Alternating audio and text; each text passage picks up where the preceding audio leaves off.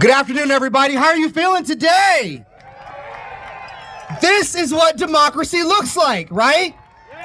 I want you to be proud of yourselves. I want you to look at yourselves and say, this is what democracy looks like, right? Woo! Thank you. My name is Justin Early.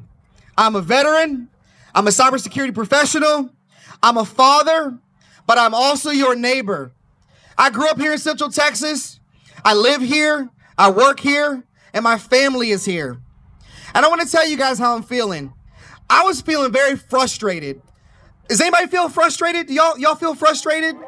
Yes. And I'm not talking about the kind of frustration that you give up because you're frustrated. I'm talking the frustration where, you want to do something. And not a frustration that you ask somebody else to do something. The frustration that comes from within you because you need something to be done, right? Frustration can hone focus. And I don't want you to confuse frustration for anger, because anger can blind you. The systems that we are fighting against today, when we shout no kings, they want us to be angry because then we get unorganized. We become disinterested and we become blinded to what they're doing. So let me talk about what's going on today. We all know who ICE is, right? And what ICE is doing. Boo. But I want you to understand what ICE has become. We talk a lot in this country about security, but we don't talk about job security. We don't talk about healthcare security. We barely talk about the security of your own home. What we always seem to go on is border security. But ICE is no longer about border security. It's about money. Right now, 90% of everyone in ICE custody is being held in a facility run by a private for-profit company. There are two companies specifically, Geo Group and CoreCivic, that have built business models on human beings' lives. Last year, GEO Group made a record $254 million in profit, a 700% increase. And their CEO called 2025 the most successful year of new business in their company's history. That should outrage you. That should frustrate you. That should hone your focus, because you have people on Wall Street today waiting for your neighbors to be picked up. In their earnings call, what they were most frustrated about, they were frustrated. They said ICE were not picking up your neighbors fast enough. I want you to think about that. Wall Street, when they talk about how many gains are being won and lost on there, what are they really talking about? Are they talking about your work ethic coming back to your pocket? Or are they talking about picking up people off the streets and putting them into private prisons for profit? You need to understand exactly where we are today for us to fix these things. We shout no kings. We understand that it means everyone up and down who is supporting this administration. 71% of people who have died in ICE custody died in these for-profit facilities. And that is not law enforcement. That is a privatized military being paid for by our tax dollars. Stop. If a king needed an army, I think he found one. So understand, every time we talk about ICE with your signs and stuff, we need to make sure we understand what exactly we're talking to and talking about. If you know somebody who works there, make sure they understand what side of history they are on. Make sure you keep talking to them about what we need to do to fight this administration. So why does this keep working? Why does this keep happening? There's an old Roman, satirist who wrote about bread and circuses. If you guys ever heard of it, if you keep feeding people just enough and keep them entertained just enough, they actually won't ask for what they are owed. And that is the situation we've been in today. We see where bread and food prices are at. We see where gas prices are going. We see where entertainment for facilities such as this are at. To try to do something, it's never enough. Groceries go up and they give us a tax credit. Healthcare becomes unaffordable and they give us a subsidy.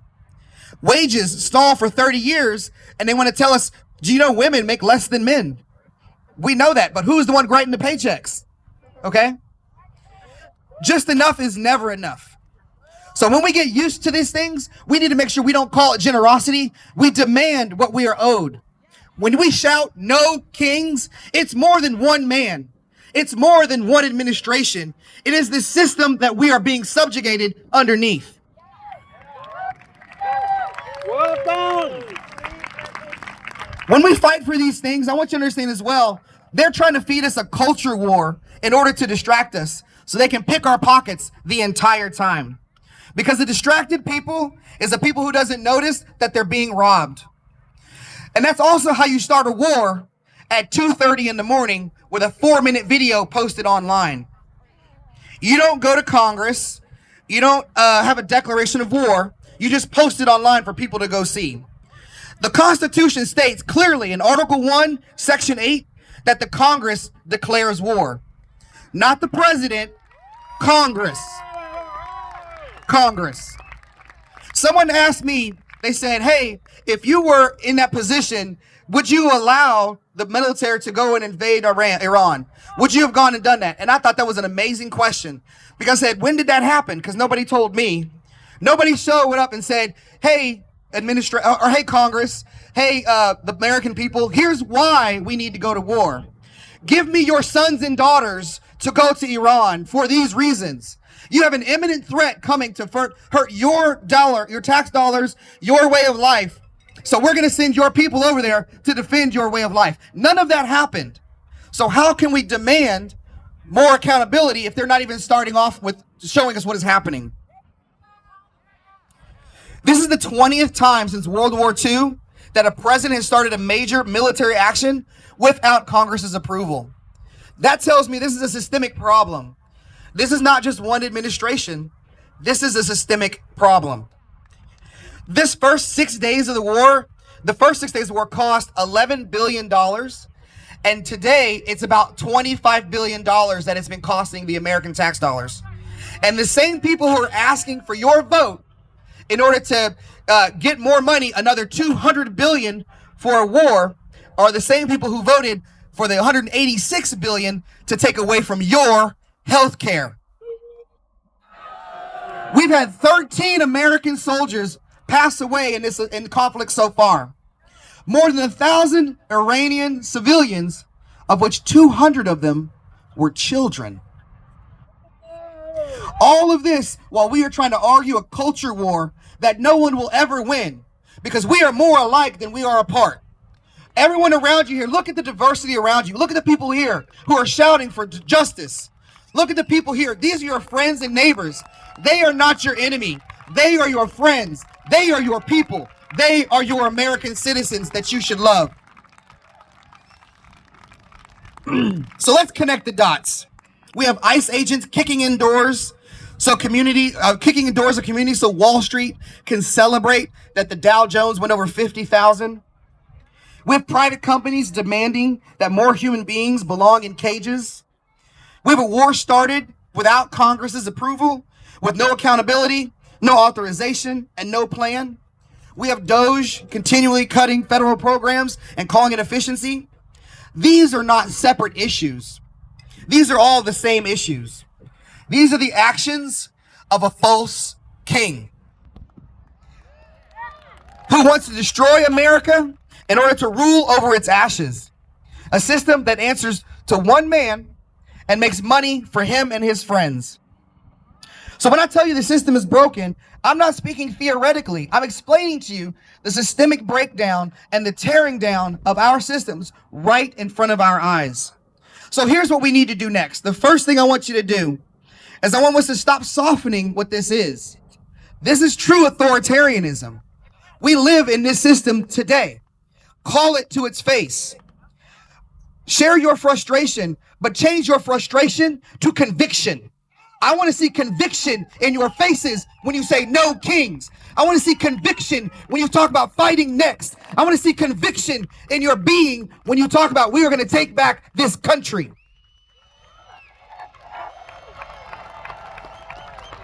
The second thing we all need to do, is we need to demand accountability. Our system is a system of justice and laws. It is a democracy where we vote in people like us to represent us. If you don't have a representative who represents you, vote them out. Congress has the power of the purse. Congress has the subpoena power. Congress has the power to declare war and to end war. Demand they use their power. This is what elections are for. This is what rallies are for. This is so you can understand that you are not alone. This is so you can feel comfort in your neighbor, to understand that there are more out there that are like you than there are apart. They are building us to have more of a culture war. They are telling you that elections need to be protected so they can take women off the voting rolls. They are telling you that gas prices are going up because nobody gets along with a certain orange in a chair. Do not fall for the rhetoric. Do not fall for that. Demand accountability. The third thing I want you to do, and to me this is the most important thing, I want us to remember not only who we are, but what we could be. Because America has never, ever lived up to its own ideals. Not in 1776, not in 1865, and not in 1965. But in every single one of those moments, ordinary people just like you and just like me decided to stand up and do something to push that gap from reality to the dream and keep fighting for it. Every generation inherits a test. This is our test. This is our fight. And just like the previous generations had to fight, make sure you understand how you are fighting on the right side of history.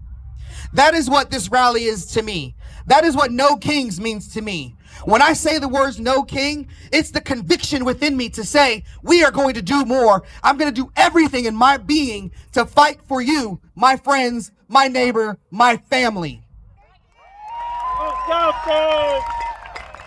We have people dying in detention facilities for unknown reasons.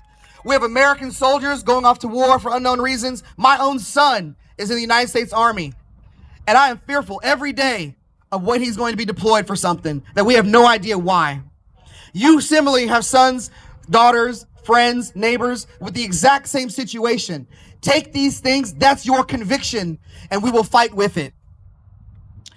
Every person who has died and been deployed, everyone outside of here, they are somebody's mother, they are someone's father, they are somebody's family. Remember that. Every person in this rally knows these feelings and knows this frustration. So I want you to take that frustration and make it conviction. Don't let anger blind us, because anger is a brick through a glass window. Don't let that happen, because the system wants you to be angry, because anger does things that they can arrest you for. But frustration, they can't fight that. Frustration, when you say, I'm not going to renew my Hulu subscription, they can't fight that. When you say, I'm not going to take the next step and go along with this administration, they can't fight that. When you sit there and say, I'm going to do the best thing for my country, my friends, my neighbors, and go and vote, they can't fight that. All right. This is what service looks like.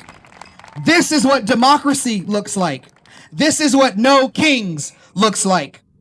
We serve each other to make our families stronger. We serve to make our neighbors freer. And we serve to make America what it has always claimed it could be. Not great again, but finally. All right. So if you'll indulge me, repeat after me real quick. No kings. No private armies. No wars without Congress.